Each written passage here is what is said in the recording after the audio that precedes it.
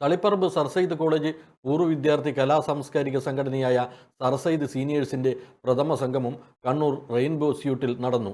പരിപാടിയിൽ വെച്ച് പൂർവ്വ വിദ്യാർത്ഥിയായ അഷ്റഫ് കാനാമ്പുള്ളി രചിച്ച അറബിക്കടലും അറ്റ്ലാന്റിക്കും എന്ന നോവലിൻ്റെ 2ാം പതിപ്പ് പ്രശസ്ത കവി Kalpetta Narayanan retired deputy labour commissioner വിജയരാജിന് നൽകി പ്രകാശനം ചെയ്തു. ഇ.കെ. ഹമീദ് ചടങ്ങിൽ അധ്യക്ഷത വഹിച്ചു. വ്യത്യസ്ത മേഖലകളിൽ കൈമുദ്രകൾ പതിപ്പിച്ച പൂർവ്വ വിദ്യാർത്ഥികളായ അഷ്റഫ് കാനാമ്പുള്ളി, ഡോക്ടർ ഹസൻ കുഞ്ഞി, അബ്ദുള്ള സോന, ഡോക്ടർ പി ബാലൻ എന്നിവരെ ആദരിച്ചു.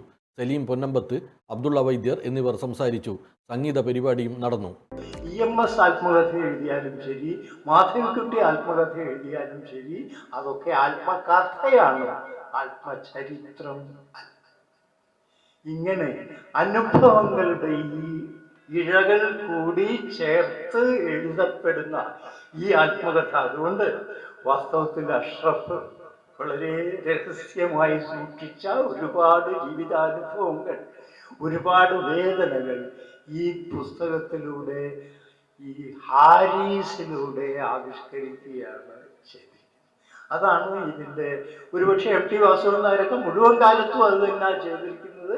കഥാപാത്രങ്ങളിലൂടെ തൻ്റെ ആത്മകഥ പറയുക. അതുകൊണ്ട് MTയോട് ചോദിക്കുന്നുണ്ട്, നിങ്ങൾക്ക് ആത്മകഥ എഴുതിക്കൂടെ? എനിക്ക് ആത്മകഥ എഴുതേണ്ട കാര്യമില്ല, ഞാൻ എഴുതിയത് അത്രയും ആത്മകഥയാണ്. എല്ലാ ചെറുകഥകളും എല്ലാ നോവലും എൻ്റെ ആത്മകഥയായിരുന്നു. സേതുവിനോട് മാത്രമേ സ്നേഹമുണ്ടായിരുന്നുള്ളൂ എന്ന് പറയുമ്പോൾ MTയുടെ വേദനയാണത്, ഓരോരുത്തരുടെയും വേദനയാണത്. മറ്റെല്ലാവരേക്കാളും തന്നെ സ്നേഹിക്കാൻ നിർബന്ധിതനായ, കൃതജ്ഞനായ ഒരു വ്യക്തിയുടെ കഥ അതായിത്തീരുന്നു.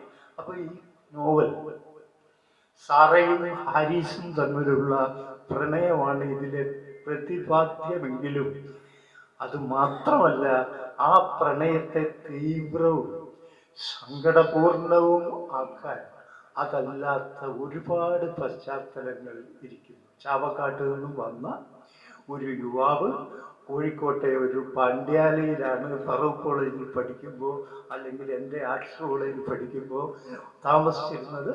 അങ്ങനെ താമസിച്ചിരുന്ന ആ പാണ്ഡ്യാലയിൽ നിന്നുണ്ടായ ചില ബന്ധങ്ങളാണ് അയാളുടെ ജീവിതത്തിൽ പിന്നീട് നിർണായകമായി തീരുന്നത്.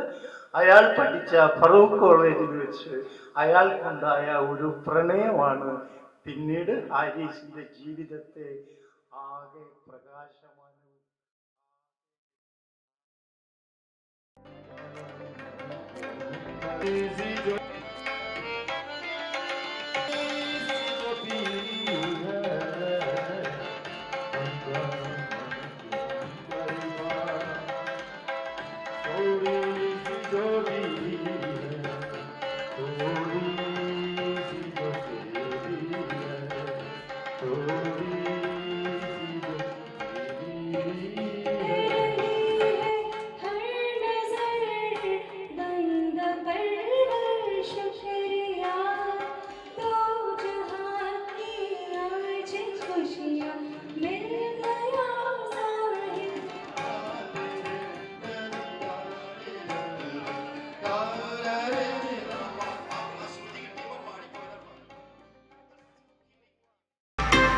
മിഡ്കോ, the net software park, Thana, Kannur.